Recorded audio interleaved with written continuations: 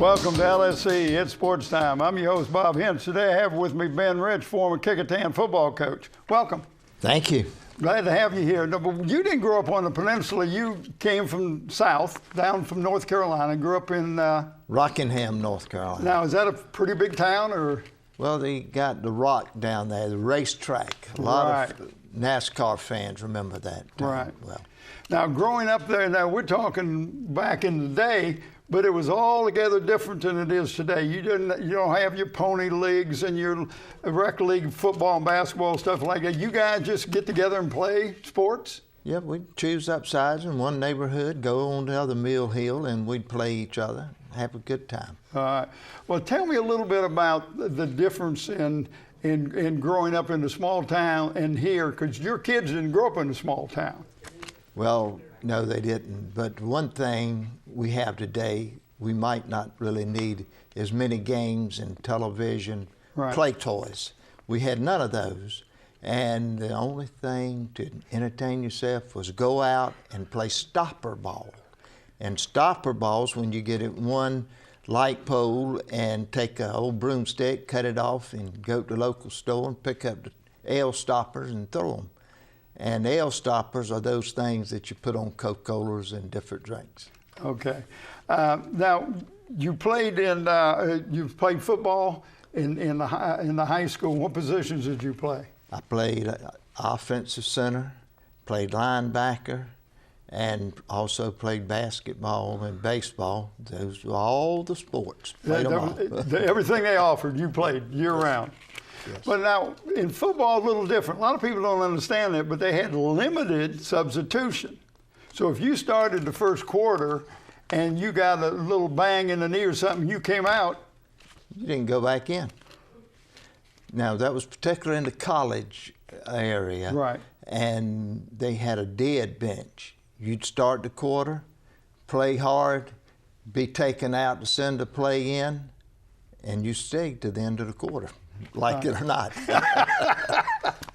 All right. Now, you graduated, you went to Chowan Junior College. And talk a little bit about that, because there wasn't recruiting, but your coach had a lot to do with you getting to Chowan. My coach went to the All-Star game, and they had a coaches conference for the state of North Carolina.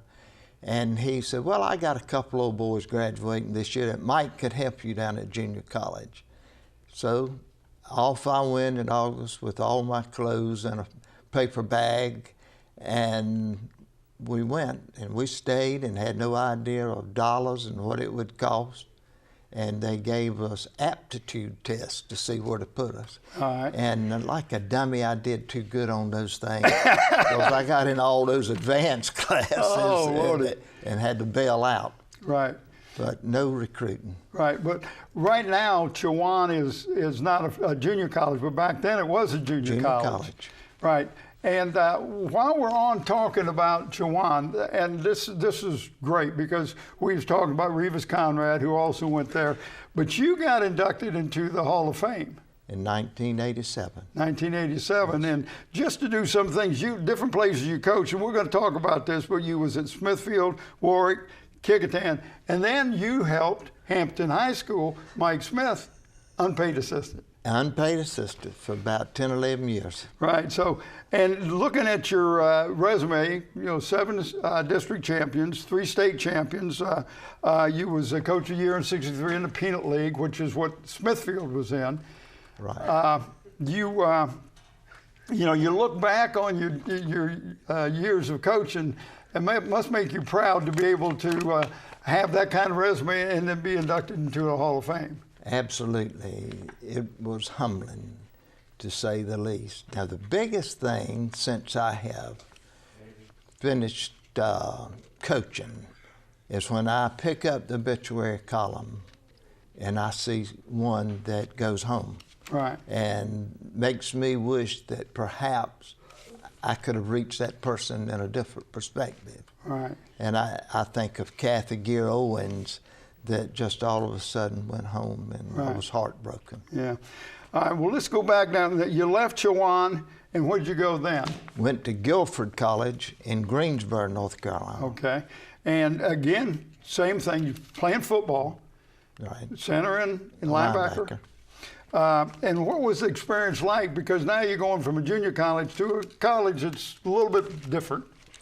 Well, a lot of differences, and a lot of junior college players don't make it at the next level. And we came along in an era where there were a lot of junior college transfers. Right. And so we had to scrap extra hard to make the team. Okay. Now, you were basically what they call now a walk-on. You had to go out and make the team. Yes. How was the coaching then? I mean, was it different from high school to junior college to Guilford? It was different because of the guys out on the field. Right. Because they all wanted that same $100 that you might get if you made the team. Oh, you got $100 if you made the team. Because, see, that would be your scholarship. Right. And it went towards your tuition. All right, now you graduate from there, and what did you get your degree in, Van? I got it in health physical education. All right, and you went to your first coaching was at Smithfield. Smithfield, that's correct. How did you get from Guilford to Smithfield? Well, somebody said there was an opening down there, and they needed a football coach, and I'd been interviewed from a couple of schools in North Carolina and offered some jobs, but they offered me a whole $1,000 more if I would come to Smithfield. Well, that was a no-brainer. That, you know, $3,300 or thereabout to teach, and an extra $1,000 if you coached, and you wound up coaching anything and everything. Okay, so you just weren't the football coach at Smithfield? No. You track coach and everything? That's correct, and athletic director most of the time. So you were AD, you coached football and track. Right. I mean, and baseball. Did you ever and baseball at the same time? Yeah. Because baseball and track is the same season. Right, but if you're going to start a program to work your kids year round, you needed track. Gotcha. Right. And we'd take some of them would run track, and then they'd play baseball for you. Okay. Now you were there for what, 7 years? 7 years. And pretty successful because in '63 you were coach of the year. Yes, and we won the district championship. So was that a single A? Double A. Double A. Okay. Then you stayed there for 7 years, and then you made a move and went to Warwick High School. Well, I wanted to fly and spread the wings, and it appeared to me that assistant coaches were getting all the AAA jobs. So the chance came, and Wilbur Thompson and a couple others that was there said, "Come on, we need a coach to help Mr. Snow." And we're talking Jim Snow, legend in his own right, and especially Newport. We've known Jim for forever when I first came on the peninsula.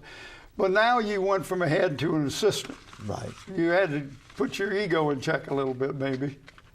Absolutely, because you cannot always agree with what the head coach does.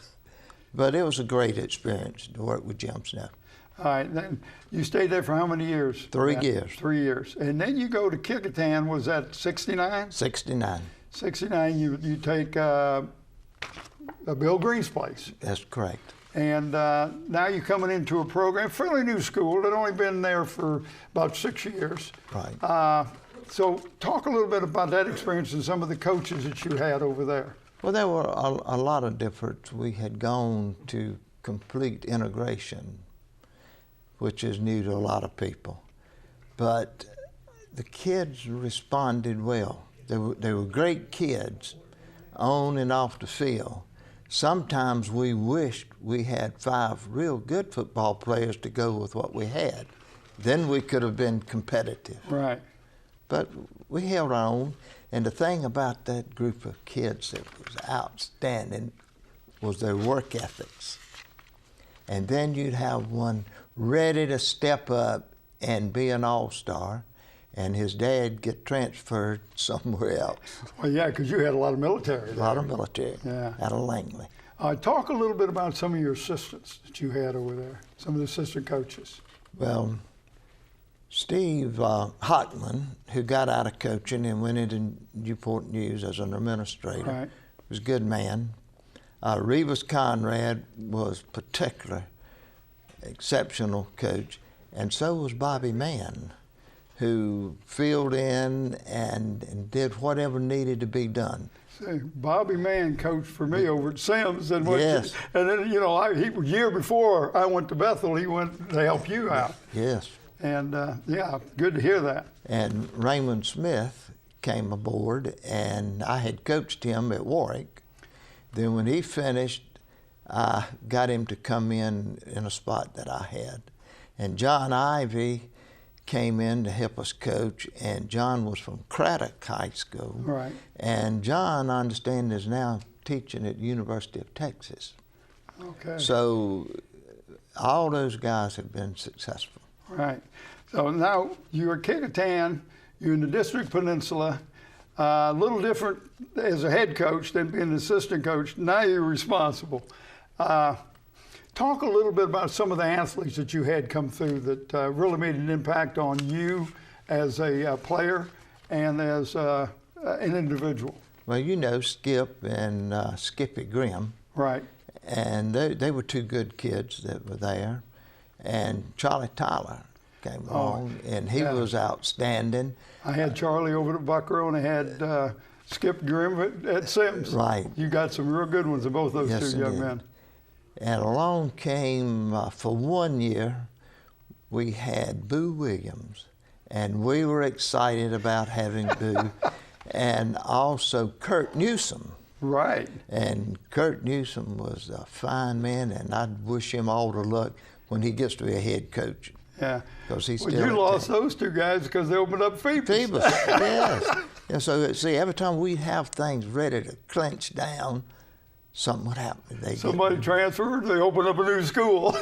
And they rezoned the city one time and went right up to the house next to Woodrow Wilson's house. And you know what a football player Woodrow Wilson was. Yeah, one more house. One more and I've had him. When you were coaching, you had these young men come in. You could see the growth in them. Yes. From when you first got them to when they graduated. Oh, the maturity level. All those kids became great citizens. And we had a brain surgeon, Alex Parashode. He's a brain surgeon now. And Brzezinski, he's a baby doctor. We had great kids. We got some that are lawyers, like Gene Jordan. It's nice to be able to look back and think maybe I had a little bit to do with them being successful. I do. Yeah. I really do. And I recall one person that Mr. Dyke and I fussed at him so hard because he was disrespectful in the office in front of his mother. And then after he graduated, I went to get some tires, and he was the manager of the store. And I was so glad to see him, and he was me too. So the little scolding may have helped. Okay. Well, then you gave up coaching and went into administration, which a lot of coaches do. A lot of people do. They teach for a while and they go into administration. But you went all over the place. I mean, you was in the street academy, and then you went to junior high schools. Talk a little bit about the difference at Spratly and Sims and the street school, and you also at Bayside Alternative. So we're talking about really a lot of difference between Bayside and the street academy and then the junior high schools. Faces change. Right. But as Mr. Sherman, who I worked with over at Spratly, said, it's geographic location that makes the difference. Because, see, they had put Old Thorpe and Buckrow together to make Spratly. Right. And so there were some geographical boundaries still within the children's mind. Right. But it took time. But they did come together. But you did that for a long time until you finally decided to retire. But while you were there at these junior high schools, you were going over to help Mike Smith. Absolutely. As an unpaid assistant. Yeah. And ran summer school in the summer. Talk a little bit about that, because you got to work with who was obviously a legend in the coaching fraternity in football in high school, Mike Smith. Mike Smith is an unusual man, has all my respect, and I don't know anybody that doesn't. The ones that don't have a respect for him get beat often. And so therefore that creates that animosity. Right. But he has one of the sharpest minds. He sees all 22 players each play, plus he can tell you exactly where every official was. Very few men can do that. You take a lot of assistants and they can't keep up with their 3 or 4 that they're watching. Right. But he can see them all. He saw them all. Still does. Yeah. Well, he's very, very successful. We're going to wrap this thing up. But I just want you to talk a little bit about the difference in the athletes when you grew up and when you were coaching and what you see today. I go back to a number of years and I look at one word that when I was in college they taught us, and they called it loco parentis. In other words, the teacher, which was me, I was there in place of that parent. Right. And I was to control that child as his parent would and what his parents' expectations were. But we have so many in this area that they raise themselves and they have no parent and they really don't want one. And that discipline goes away. And I was telling one of my grandchildren, I said, they're not disciplined. Well, what do you mean? And we were watching a pro game. Right. I said, you see that big tackle jump off sides? He's not disciplined. You must be disciplined under all circumstances. You can't choose and pick when to be disciplined. Some of them want to do it that way. Right. And that's the greatest lack that I see today. When you walk in a school building, it should be for one reason, to learn. Right. And there's no substitute for it. You got that right. Thank you so much for coming in. It's my pleasure. Thanks for tuning in to LSC and Sports Time. I want to thank my special guest, Ben Rich. I'm your host, Bob Hintz. Until next time.